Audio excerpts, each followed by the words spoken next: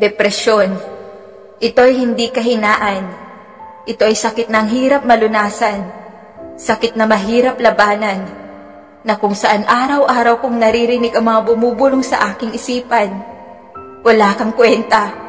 Wala kang kaibigan. Walang nagmamahal sa'yo. Walang ibang magawa kundi takpan ang magkabilang tenga ko.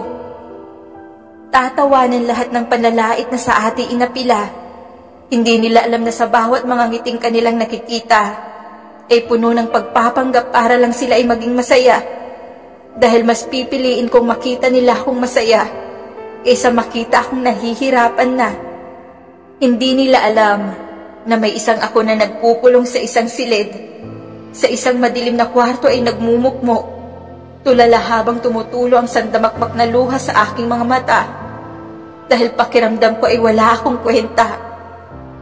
Damang-dama ko ang hampas sa akin ng mundo na nagsasabing, wala kang silbi. Buhay man ako pero pakiramdam ko ay walang nakikinig. Walang pumapansin. Wala na akong makita dahil ang buhay ko ay sobrang dilim. Pakiramdam ko ako'y nag-iisa. Winasak ng mga taong bumuuri nito. Kaya napagtanto ko na lahat ng naramdaman ko ay naging utang ko. Dahil ngayon ay nagbabayad ako ng labis na kalungkutan sa inyo. Hanggang sa isang araw, naisip kong tapusin na lang. Dahil ang alam ko sa pagkitil nito ay ang paghinturi ng aking nararamdaman. Pero tila ba sa akin ay may sumasagabal.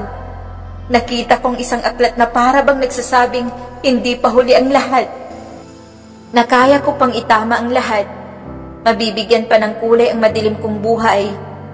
Dahil kahit kailan, hindi naging sagot ang kamatayan para makalaya sa sakit na nararamdaman.